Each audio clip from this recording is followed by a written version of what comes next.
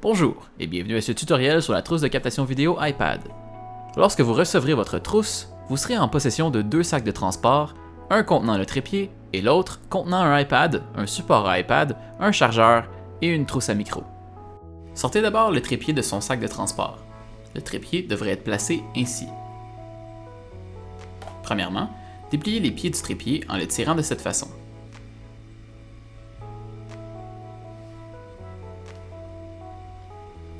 Pour augmenter la hauteur du trépied, vous pouvez étendre les bras en dévissant légèrement les bagues d'ajustement au bout de chaque bras, comme ceci.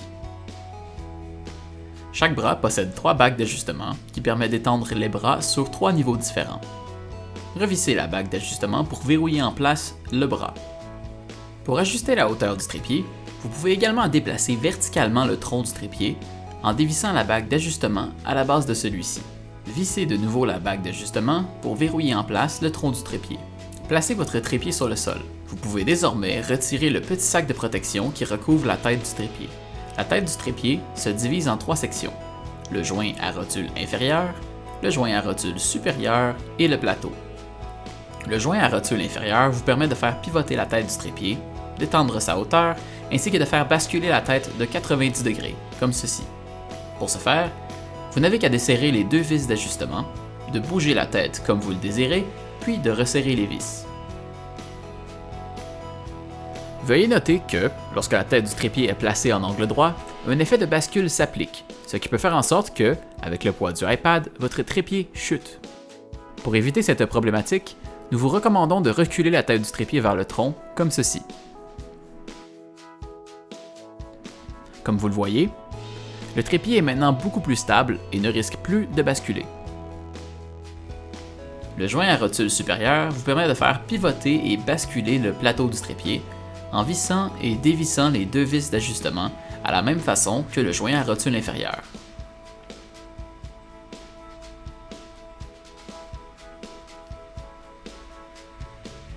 Finalement, le plateau du trépied est l'endroit où vous viendrez installer le support iPad.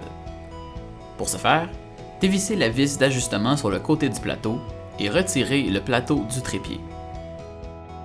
Sortez maintenant le support iPad qui devrait se trouver dans la pochette avant du sac de transport. Retirez le plateau du trépied et vissez le plateau au support iPad avec l'aide de la petite vis située en dessous du plateau, comme ceci.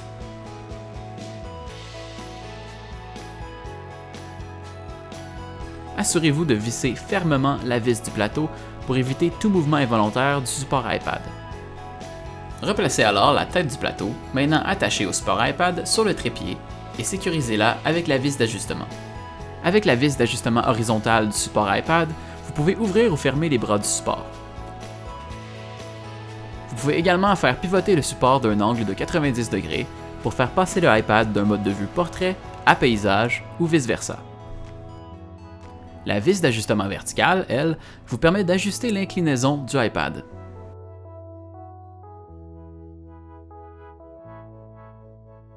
Sortez maintenant l'iPad de son sac de transport et placez-le sur le support de façon à ne pas obstruer la caméra. Refermez les bras du support de l'iPad, puis verrouillez-les en position avec l'aide de la vis d'ajustement. Sortez alors la trousse à micro de la pochette avant du sac de transport. À l'intérieur de celle-ci, vous trouverez un micro, un petit support en plastique et un coupe-vent. Branchez le micro sur la prise 3.5 mm du iPad, comme ceci, en le pointant dans votre direction ou dans la direction du sujet.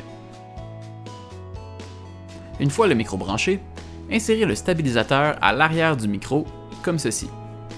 Celui-ci empêchera le micro d'effectuer des mouvements inutiles en le maintenant bien en place.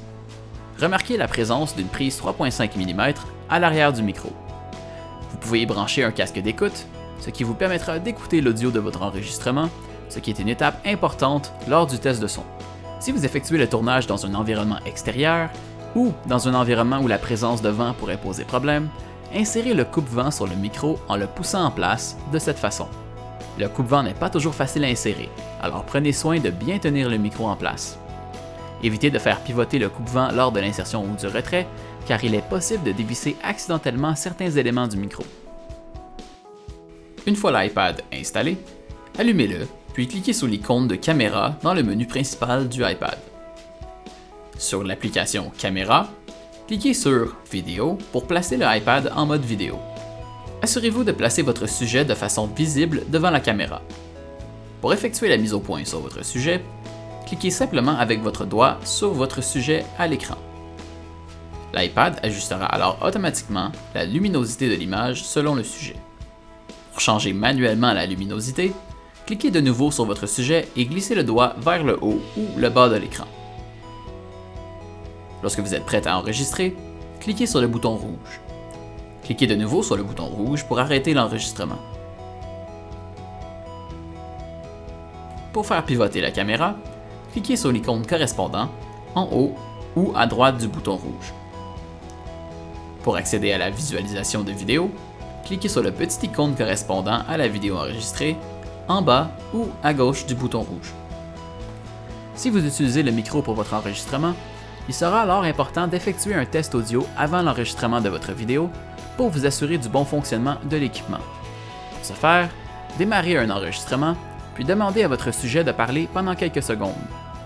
Visionnez ensuite la vidéo que vous venez d'enregistrer et tâchez d'écouter la qualité de l'audio. Si vous n'entendez aucun son ou que le son semble étrange, vérifiez vos branchements ainsi que le volume du iPad. Une fois vos vérifications terminées, effacez votre vidéo de test. Pour replacer le kit, fermez le iPad et sortez-le de son support.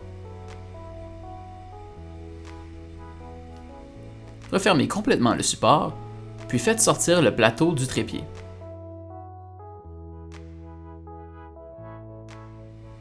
Dévissez la vis du plateau pour déconnecter le support iPad, puis replacez le plateau sur le trépied.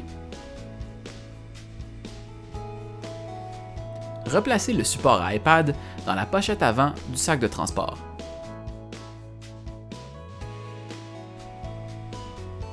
Faites remonter complètement le tronc du trépied à l'aide de la bague d'ajustement. Refermez complètement les bras du trépied.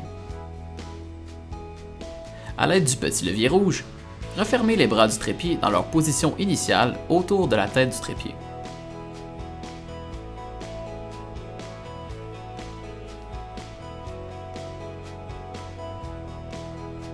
Assurez-vous de bien fermer au maximum les pieds autour de la tête pour que le trépied puisse entrer adéquatement dans son sac. Dans l'éventualité où une vis bloquerait un des pieds, faites pivoter le tronc jusqu'à ce que la vis se trouve entre les pieds et non vis-à-vis à ceux-ci. Replacez l'étui protecteur autour de la tête du trépied, puis rangez le trépied dans son sac de transport. Pour faciliter le rangement, insérez la tête du trépied en premier dans le sac, puisqu'il s'agit de la partie la plus volumineuse de l'ensemble. Pour faire passer des fichiers de votre iPad à votre ordinateur, nous vous recommandons d'utiliser l'application OneDrive téléchargée préalablement sur le iPad. Tout d'abord, ouvrez le iPad. Dans les réglages de l'iPad, sélectionnez Wi-Fi. Sélectionnez le réseau que vous souhaitez utiliser et inscrivez le mot de passe. À partir de l'écran principal, ouvrez l'application OneDrive et inscrivez votre courriel et votre mot de passe du cégep.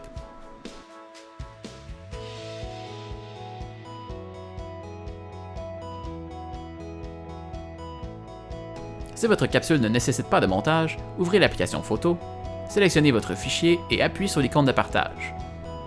Choisissez OneDrive afin de créer une sauvegarde de votre fichier d'origine.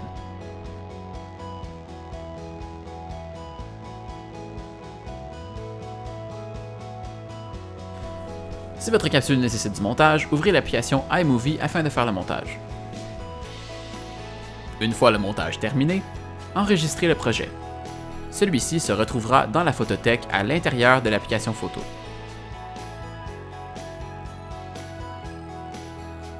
Sélectionnez votre montage photo terminé et partagez-le vers votre OneDrive.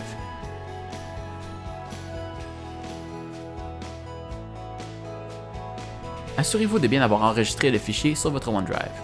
Par la suite, si vous souhaitez transférer la vidéo de votre OneDrive vers la plateforme de votre choix, comme par exemple Teams, YouTube, Stream, etc., il est préférable de le faire par l'intermédiaire de votre ordinateur. Avant la remise de l'iPad, supprimez toutes les photos ou vidéos de l'application iMovie et de la photothèque dans l'application photo.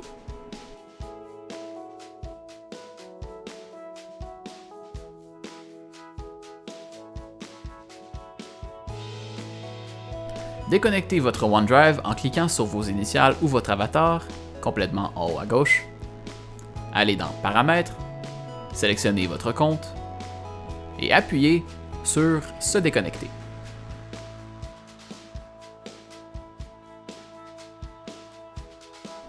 Supprimez le lien Wi-Fi de l'iPad. Pour ce faire, ouvrez les réglages et cliquez sur Wi-Fi. Appuyez longuement sur le nom de votre réseau et finalement, appuyez sur Oublier ce réseau.